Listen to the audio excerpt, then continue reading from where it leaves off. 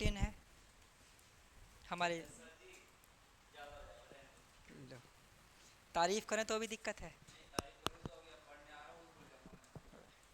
बताओ, आज के टाइम किसी की तारीफ करो तो भी दिक्कत है। ये पता है इनका, ये वो सोचते हैं जो हम नहीं सोचते हैं।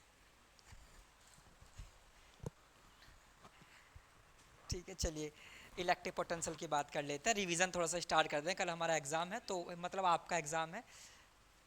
टॉपिक था हमारे पास इलेक्ट्रिक पोटेंशियल।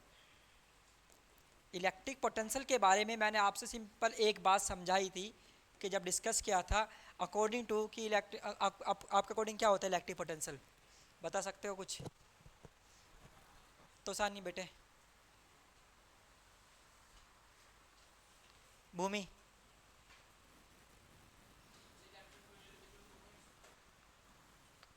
थोड़ा बहुत।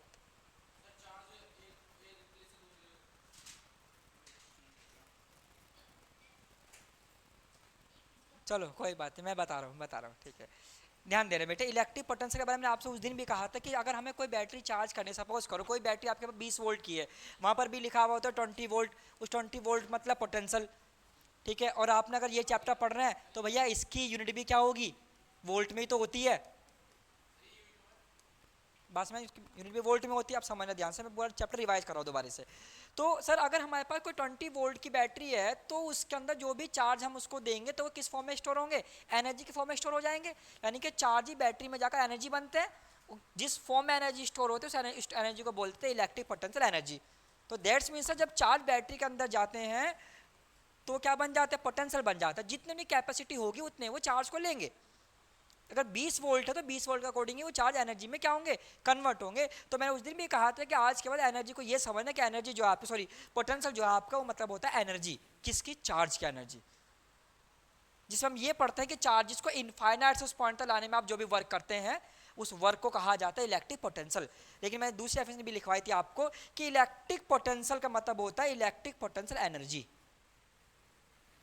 यानी कि जब चार्ज बैटरी में गए हैं तो एनर्जी तो इसके फॉर्म में तो स्टोर हो गए। तो electric potential will be equal to electric potential energy किसकी, पर यूनिट टेस्ट चार्ज की, उस चार्ज की जो चार्ज आप लेकर आए हैं। आप ये भी कह सकते हैं कि आपने चार्जेस को लाने में जो वर्क किया वही वर्क एनर्जी के फॉर्म में स्टोर हो गया। U upon Q naught, W upon Q naught, A की वैल्यू सेम तो हो गई। और अगर इस एनर्जी में चेंज आ जाए, 20 वोल्ट की बैटरी आपने यूज करना शुरू कर तो चेंज आएगा, इंक्रीज या डिक्रीज होगी। तो चेंज इन एनर्जी, कौन सी energy, electric potential energy is called potential difference. Battery complete charge, electric potential हो गया सर पूरा इसका, इतनी पोटेंशियल था। बैटरी को चार्ज कर रहे हो, डिस्चार्ज कर रहे हो, दोनों काम कर रहे हैं आप, चार्ज भी कर रहे हैं डिस्चार्ज भी कर रहे हैं, पोटेंशियल डिफरेंस। क्योंकि चेंज में इंक्रीज भी हो सकता है डिक्रीज भी हो सकता है। अगर 20 वोल्ट की बैटरी 100% चार्ज है तो दैट्स मीन सर कि ये तो हो गया इलेक्ट्रिक पोटेंशियल V। और अगर वो 50% चार्ज है तो आप उसको चार्ज भी कर सकते हैं और आप उसको डिस्चार्ज भी कर सकते हैं, दोनों काम कर सकते हैं आप उसको। बस में आ रही ना। तो चार्जेस की अगर एनर्जी में चेंज आ जाए, पोटेंशियल डिफरेंस, और अगर चार्जेस एनर्जी के फॉर्म में स्टोर हो गए, इलेक्ट्रिक पोटेंशियल, ये अंतर हो गया। तो V को delta V potential difference, change in energy delta U upon Q not. Unit work की होती है जूल, चार्ज की होते कूलाम, या दूसरी हो गई वोल्ट। सेम पोटेंशियल डिफरेंस की भी है, वोल्ट।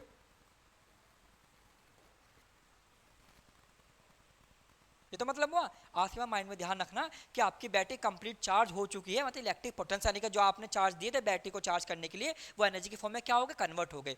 उस एनर्जी को आपने नाम दिया electric potential energy per unit charge. और इस एनर्जी अगर आप चेंज करते हैं, पोटेंशियल डिफरेंस। ठीक है। अब सर टीचर्स ये पढ़ाते हैं कि चार्जेस को एक पॉइंट से दूसरे पॉइंट तक ले जाने में, तो वे जो 2 पॉइंट की वो बात कर रहे होते हैं, वो बात कर रहे होते हैं उस बैटरी के टर्मिनल की, जो प्लस का है माइनस का टर्मिनल है। जब आप बैटरी से बल्ब जलाओगे तो बैटरी डिस्चार्ज तो होगी, बात समझ में आ रही है ना। This is no electric potential difference. अब इसका फॉर्मूला आता है सॉल्व करने के लिए, कि सर जैसे आपके इलेक्ट्रिक फील्ड का फॉर्मूला होता है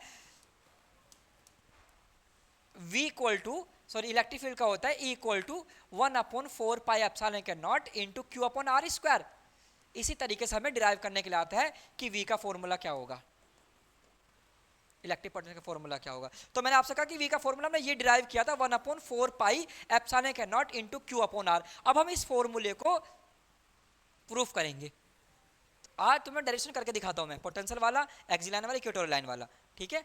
सारे सॉल्व हो जाएंगे आज। तो आज तुम केवल समझना, लिख नोट नहीं करना है, और आपको नोट्स प्रोवाइड करा देंगे हम, ठीक है बेटे।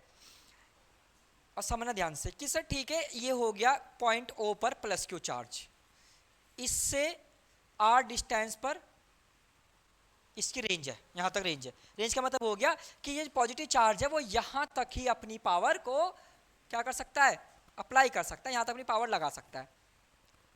अब इसके बाहर मुझे नहीं पता कितनी डिस्टेंस पर या B पॉइंट पर एक प्लस क्यू चार्ज रखा हुआ है, और यहाँ तक की रेंज को नाम दे दिया A। सर यहाँ से यहाँ तक इसकी रेंज है, डिस्टेंस हो गई R। अब ये चार्जेस है, इस चार्जेस को मुझे इसकी रेंज में लेकर आना, मुझे ये पता करना है कि इसकी रेंज की एनर्जी कितनी है। अब आप तुम एक बार सोच के बताओ, जब तुम इसको यहाँ पर लेकर आओगे, यहाँ पर आकर रुक जाओगे, क्यों रुको, सेम चार्ज रिपल्सन का फोर्स लगाएंगे, यहीं पर आकर रुक जाएगा। ऐसे भी लेकर जाओगे तब भी यहाँ पर रुक जाएगा, अगर ऐसे लेकर जा रहे हो स्ट्रेट लाइन में तब भी यहाँ पर आकर रुक जाएगा। इसका मतलब किसी भी पॉइंट पर ये बराबर एनर्जी को फील करेगा। अब मुझे वही पोटेंशियल चाहिए, कितना है, तो मुझे चार्जेस को क्या करना पड़ेगा, यहाँ से यहाँ तक लेकर आना पड़ेगा, मतलब वर्क करना पड़ेगा। इसीलिए पोटेंशियल फॉर्मूला V बराबर W अपॉन क्यू नॉट में बेटे सबसे पहले मुझे क्या फाइंड करना होगा, वर्क फाइंड करना होगा, चार्जेस को उसकी रेंज में लाने पर, किसने रेंज में आने पर कितना वर्क हुआ, वही वर्क उसका फील करवाएगा एनर्जी को। बात समझ तक आ गई। अब बुक वाले क्या काम करते हैं, वो इस पूरे डायग्राम में सर्किल को रफ कर देते हैं, इस लाइन को हटा देते हैं, फिर डायग्राम बना देते हैं सिर्फ इस तरीके से कि सर ठीक है प्लस क्यू चार्ज रखा हुआ है पॉइंट O पर, यहाँ तक इसकी रेंज हो गई R, पॉइंट हो गया A, ठीक है। और इससे बाहर जो है कितनी B पॉइंट पर कुछ पॉइंट कुछ भी हो सकता है, X ले लो, एक टेस्ट चार्ज रखा हुआ है और मुझे इसको A पॉइंट पर लेकर आना है। अब आप समझ गए होंगे कि इस डायग्राम में और इस डायग्राम में बुक में कितना डिफरेंस होता है। रियल फॉर्म क्या होता है, रियल फॉर्म ये होती है समझने वाली। बात समझ तक आ गई।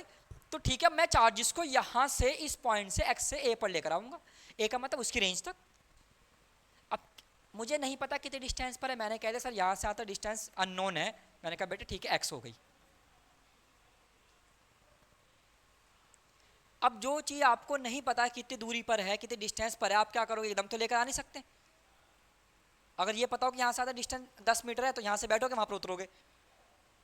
भाई अगर मुझे यहाँ से मुजफ्फरनगर जाना है तो मुझे पता है सीधा बस मिल चलती है, यहाँ स्टैंड बैठा बस रोडवेज से सीधा मुजफ्फरनगर, लेकिन मुझे यही नहीं पता मुझे जाना कहाँ है, कितनी डिस्टेंस पर है, तो मैं कैसे पता लगा लूँगा। तो इसलिए मैंने क्या किया, इसको थोड़े स्मॉल पार्ट्स में, क्या स्मॉल और इक्वल पार्ट में आप पूरे के पूरे पाथ ऑफ वे को डिवाइड कर दिया, और ये कह दिया, इनको नाम दे दिया BCDE कि सर जितना वर्क यहाँ से यहाँ तक जाने में होगा उतना वर्क बराबर होगा। और बात समझ आ रही है कि अगर यहाँ X पॉइंट से B पॉइंट तक जाने में जितना वर्क आप करोगे उतना ही वर्क आप करोगे B से C तक जाने में। तो मैं क्या करूँगा कि ठीक है आपने ये तो बता दिया कि इतना वर्क यहाँ पर हो, इतना वर्क यहाँ पर, सबको ऐड कर दो, सब बहुत बड़ा डायरेक्शन हो जाएगा। तो क्या करें, मैं कहा बेटे केवल एक पार्ट का वर्क फाइंड कर लो, ठीक है एक बार। और ये प्लस का चार्ज, ये भी प्लस, ये भी, ये इसकी रेंज है। जब इसके तरफ आओगे तो रिपल्सन फोर्स को फील करोगे, तो डिस्टेंस स्मॉल हो गई dx, और रिपल्सन फोर्स को फील करने के लिए ही मैंने इसके साथ लगा दिया माइनस का dx कि सर ये जो है रिपल्सन फोर्स को फील कर रहा है। तो ये बताओ x पॉइंट से B पॉइंट तक कितना वर्क हुआ। तो वर्क का फॉर्मूला क्या होता है, W बराबर है बेटे, क्या हाँ बता रहा आ रहा है बहुत। तुम मुझे जरूर केसर पे पिटवाओगे, ये तुम्हारी हरकत है ना, आईटेन में तो गलत नाम दे दिया, तो सुपर 30 में आता है, टॉप 10 यार, हद है यार। W बराबर क्या होता है, FD यार, तू मेरी बेइज्जती करवाता है। भाई भैया 9th क्लास रिवाइज कराऊंगा बैठ के मैं तुझे ऐसी? हद है बिल्कुल ही भाई। W बराबर F into D, distance small dx minus small ही वर्क, कंप्लीट कवर करना है पूरे वर्क को, इंटीग्रल लगा दिया कंप्लीट कवर करने के लिए। कहां से कहां तक लेकर आ रहे हो? इनफाइनाइट से लेकर आ रहे हैं सर। कहां पर लेकर आए बेटे? ए पॉइंट पर। यहां तक रेंज कितनी है? आर, तो इसलिए इनफाइनाइट टू आर। बात समझ में आ गई? तो डी डब्ल्यू का हो गया वर्क, ठीक है सर। फोर्स, दो चार्जेस के बीच के बारे में, फोर्स के बारे में किसने डिस्कस किया था? कूलाम्स ने, कि दो चार्जेस के बीच जो फोर्स लगती है तो रिपल्सन की होती है या अट्रैक्शन की फोर्स होती है, ठीक है। उसी फोर्स को हम क्या बोल देते हैं? कूलाम्स लॉ कह देते हैं, ठीक है। देखो अब आज रिजल्ट आया सीबीएसई का, मैं तुम्हें सही बता रहा हूँ, बिल्कुल अच्छा रिजल्ट रहा। जो यहाँ बच्चे पढ़ के गए बेहतरीन नंबर से पास हुए। जो बात मैंने उन्हें तुम्हें समझे वही बात मैं उन्हें बताता था कि अगर आपको कुछ नहीं करना है, पहले सिलेबस कंप्लीट करो। सिलेबस कंप्लीट करने के बाद मेन चीज होती है रिवीजन। जो रिवीजन है वो परफेक्ट होता है। अगर आपने सिलेबस अच्छा कर लिया, रिवीजन आप नहीं करके जा रहे हैं, भाई जीरो हो। बिना रिवीजन कुछ नहीं है। और कम से कम 3 महीने का रिवीजन चाहिए होता है फिजिक्स को, बिल्कुल। फर्स्ट टाइम तुम्हें ये समझ में आएगा कि तुम्हें करना क्या है, सेकेंड टाइम में तुम्हारी लेवल के अकॉर्डिंग उसमें इंप्रूवमेंट होगा, और लास्ट टाइम होता है फिनिशिंग टच कि एक्स्ट्रा हम क्या कर सकते हैं। इसीलिए सितंबर तक सिलेबस कंप्लीट करेंगे, अक्टूबर, नवंबर, दिसंबर, जनवरी 4 महीने रिवीजन करेंगे, फरवरी में एग्जाम। तो ये लेकर चलना है। क्लास मिस मत करो, ढंग से पढ़ो, डाउट्स हो पूछो, क्योंकि आगे आने वाली फिजिक्स से और टफ होने वाली है। अब तो इजी चल रहा है, लेकिन हाँ हर चैप्टर का आपस में लिंक है। तुम्हें बताया भी मैंने, जब तुम पहली क्लास पढ़ चुके हो कैसे चीजें जुड़ी हुई है आपस में। इलेक्ट्रिक चार्ज से लेकर हम इलेक्ट्रिक पोटेंशियल तक पहुंचे, और यहाँ तक पहुंचे कैपेसिटेंस तक, सीक्वेंस है। इसके बाद मैं जब आगे चैप्टर पढ़ाऊंगा तो वहां बताओगे कि ऐसे सीक्वेंस कैसे जुड़ा हुआ है, पूरी बुक कैसे बनी हुई है, फर्स्ट बुक, कि क्यों फर्स्ट बुक के अंदर हमने इलेक्ट्रिसिटी के साथ साथ लाइट नहीं ली, ऑप्टिक्स बाद में क्यों पढ़ी, उसे अलग क्यों रखा गया। तो कूलम्ब्स लॉ यहाँ से यहाँ तक समझ में आ गया? यहाँ तक कोई डाउट तो नहीं है? क्लियर है? तो ठीक है, कूलम्ब्स लॉ के अकॉर्डिंग हमने वर्क इक्वल टू हो गया इनफाइनाइट टू आर। फोर्स का फॉर्मूला होता है 1/4 पाई एप्सिलॉन के नॉट। दो चार्ज आपके पास है, कौन कौन से चार्ज आपके पास है? एक क्यू नॉट को लेकर आए आप, और एक हो गया क्यू। डिस्टेंस यहाँ से आता है कितनी है? एक्स है, अननोन डिस्टेंस है, कि आपको नहीं मालूम, तो इसलिए आपने कहा Q naught upon X square into minus के dx, तो निगेटिव जो निगेटिव साइन है उसे लेकर चलेंगे। दूसरी बात, इलेक्ट्रिक वर्क, वर्क कैसी क्वांटिटी है? स्केलर क्वांटिटी है, तो then we will use work, use negative sign, otherwise plus का रखता मैं। जितनी क्वांटिटी होंगी स्केलर उसमें साइन यूज होगा। टेम्परेचर स्केलर क्वांटिटी है, निगेटिव में होता है। बात समझ आते आ रही है? Work can be positive, can be negative, can be zero, work scalar quantity है। तो जो जो क्वांटिटी वेक्टर स्केलर होती हैं उसमें नेगेटिव साइन का यूज करते ही करते हैं।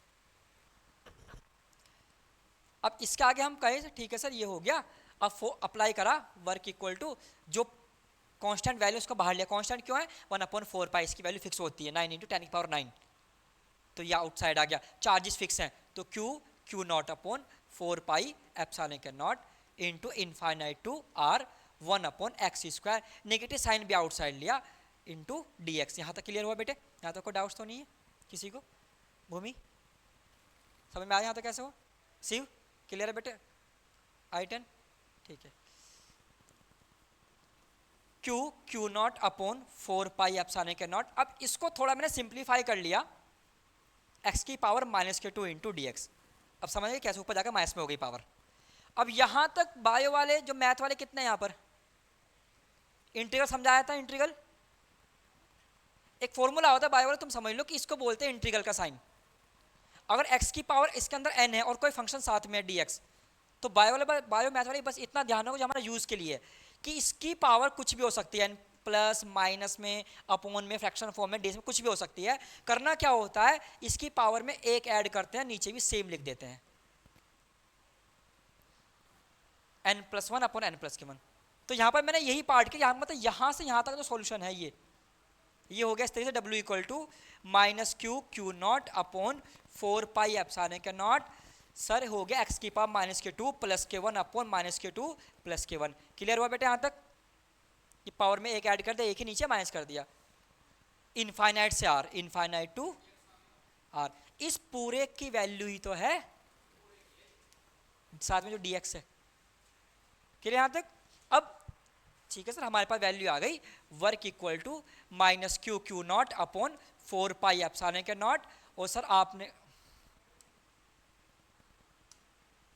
4 पाई एप्सिलॉन के नॉट, और ये x की पावर बचा माइनस के 1, यहाँ भी बचा माइनस के 1 इनफाइनाइट टू r। भाई नीचे माइनस के 2 प्लस के 1 था तो माइनस के 1 बचा, इस माइनस से ये माइनस क्या हो गया, कैंसिल हो गया। ठीक है, तो वर्क इक्वल टू हो गया Q Q naught upon 4 pi epsilon के नॉट। ठीक है सर, और इसको मैंने लिख दिया 1 अपॉन एक्स करके, तो ये निगेटिव जो इनवर्स था ये भी क्या हो गया, खत्म हो गया। यहाँ पर समझ में आया तो आसानी बेटे? यहाँ तक अब अपर लिमिट लोअर लिमिट, एक बार एक्स यहाँ पर रख दो r, एक बार एक्स यहाँ पर रखो इनफाइनाइट, तो वर्क इक्वल टू रखते क्या समझो लिमिट, ये तो वैल्यूज ठीक है, अपर लिमिट एक्स यहाँ पर r mine lower limit x यहाँ पर infinite, upper limit minus lower limit. बात समझ में तक आ रही है? कोई डाउट तो नहीं आता? अब 1 अपॉन इनफाइनाइट किसके बराबर होता है, 0 के, यानी कि ये वाली वैल्यू तो 0 है, कि क्या बच गया केवल work equal to Q Q naught upon 4 pi epsilon के naught into 1 upon R. Sir ठीक है, वर्क फाइंड हो गया, लेकिन बेटे फाइंड क्या करना था, पोटेंशियल फाइंड करना था। पोटेंशियल का फॉर्मूला होता है V equal to W upon Q naught, यही फॉर्मूला होता है इलेक्ट्रिक पोटेंशियल का। तो ये वर्क की वैल्यू को यहाँ पर क्या करेंगे, पुटअप करेंगे, तो V इक्वल टू हो जाएगा Q Q naught upon 4 pi epsilon के naught into 1 upon R upon समय क्यू नॉट। इस क्यू नॉट से ये क्यू नॉट कैंसिल हो गया। क्लियर याद? अब क्या बच गया sir, V equal to 1 upon 4 pi epsilon के naught into Q upon R. Sir ये रह गया खाली बस पोटेंशियल वोल्ट। समझ में आया? डेरिवेशन क्लियर हुआ? तो ये हमारा क्या हो गया, सॉल्यूशन हो गया कि इलेक्ट्रिक पोटेंशियल का फॉर्मूला से डिराइव करते हैं। यहाँ से यहाँ तक में किसी को डाउट्स हो तो पूछ लीजिए, क्योंकि डेरिवेशन हमने यहाँ से स्टार्ट किया। किसी भी डेरिवेशन की कल भी बताया था 3 इंपॉर्टेंट पॉइंट होते हैं कि कैसे स्टार्ट करोगे। सबसे पहली बात ये है टर्न कहाँ पर करना है डेरिवेशन को, दूसरा पॉइंट ये होता है, और अगर आप टर्न करना सीख गए तो जो रिजल्ट है उसे आप फाइंड कर लोगे। हमने स्टार्टिंग इस तरीके से की, स्टार्टिंग पॉइंट ये हो गया। स्टार्टिंग पॉइंट के बाद हम जो है इसे टर्न करा कहाँ पर, यहाँ पर कूलाम से पुटअप करके। उसके आगे क्या बची, केवल कैलकुलेशन थी, और देन सॉल्व करा, आखिर में रिजल्ट जो फाइंड करना था। तीसरा पॉइंट ये हो गया। ये 3 पॉइंट हर डेरिवेशन में होते हैं। डेरिवेशन करने का तरीका होता है, एक बार मैंने सिखाया, 2 बार तुम करके देखो। अगर तुमसे हो पहली बार में गलती होगी, भाई बिना गलती के कोई नहीं सीख सकता। अगर तुम चाह रहे हो कि फर्स्ट टाइम परफेक्ट हो जाओ तो भैया यह तो संभव नहीं है, क्योंकि आपके लिए 12th नहीं है, फर्स्ट टाइम आप आए हैं, टाइम लगेगा। ये क्लियर हो गया? अगला डेरिवेशन करें। इसके बाद टीचर डेरिवेशन देते हैं एक्सी लाइन का। ये इलेक्ट्रिक पोटेंशियल का डेरिवेशन था। अब एक्सी लाइन क्या होता है समझना। एक्सी लाइन में यूज करते हैं डाइपोल। डाइपोल का मतलब होता है जिसमें 2 चार्ज हो, एक निगेटिव एक पॉजिटिव, दोनों अपोजिट चार्ज होते हैं। Distance between them is 2l, centre हो आधी लेंथ l, आधी लेंथ l। आपसे कहेगा find the electric potential due to dipole. Dipole की वजह से इलेक्ट्रिक पोटेंशियल आपको क्या करना है, फाइंड करना है on the axis line. Axis line का मतलब होता है इसी के एक्सिस में, बाइसेक्टर नहीं। बात क्लियर होगी? यानी कि सर इसी के एक्सिस में मेरे पास जो है एक पॉइंट है जहां पर जो है मुझे इलेक्ट्रिक पोटेंशियल फाइंड करना है, वहां पर चार्ज नहीं रखा हुआ है। तो इन दोनों चार्जेस की वजह से, पूरे डाइपोल की वजह से वहां पर पोटेंशियल होगा V equal to V1 plus V2 due to dipole. Due dipole का मतलब हो गया लास्ट में डाइपोल को मेंशन करना होगा। अगर आप किसी की हेल्प से कोई काम कर रहे हैं तो उसे आप रिप्रेजेंट करोगे कि सर इन्होंने भेजा था, मैं इन्होंने बताया था, इसकी हेल्प से किया है, वो मेंशन होता है। ऐसे डाइपोल को मेंशन कर रहे हो तो डाइपोल का सिंबल वहां आना चाहिए ताकि वो समझ जाए कि with the help of dipole है, नॉट एनी अदर चार्जेस। अब मुझे v1 की वैल्यू चाहिए, v2 की वैल्यू चाहिए। पूरी डिस्टेंस यहां से 4 डिस्टेंस पर है, r डिस्टेंस पर है x पॉइंट। अब पहले फाइंड करेंगे v1, तो due two plus Q charge, इसकी रेंज प्लस क्योंकि यहां तक है, तो फॉर्मूला भी आपने पढ़ा, ये फॉर्मूला आप पढ़ के आए हैं, अभी सॉल्व करके दिखाया, ये फॉर्मूला होता है।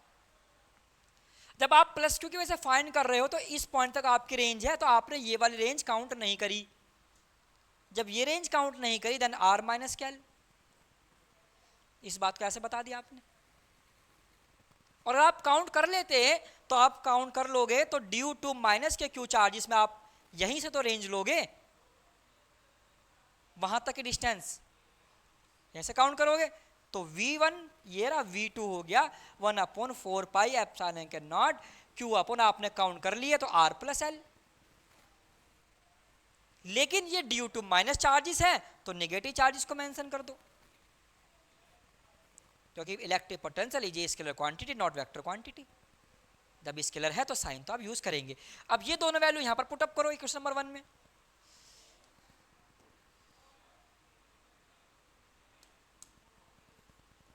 वन अपॉन 4 पाई एप्सिलॉन के not q upon r minus के एल।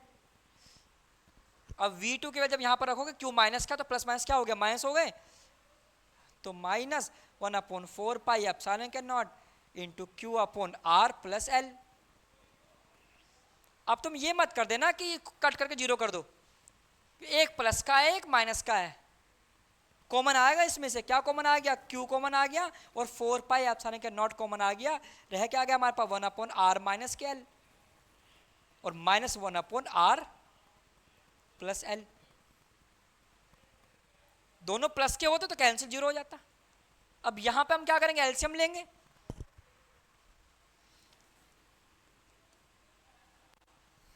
क्या था यहाँ, q अपॉन 4 पाई एप्सिलॉन के नॉट। एलसीएम का तरीका मैंने आपको बता रखा है, दोनों को मल्टीप्लाई में ले लो एक बार, प्लस वाला साइन यहां पर आ जाएगा, माइनस वाला आ गया यहां पर, बीच में जो साइन है वो साइन लगा दो। अच्छा ईमानदारी से बतलाओ एलसीएम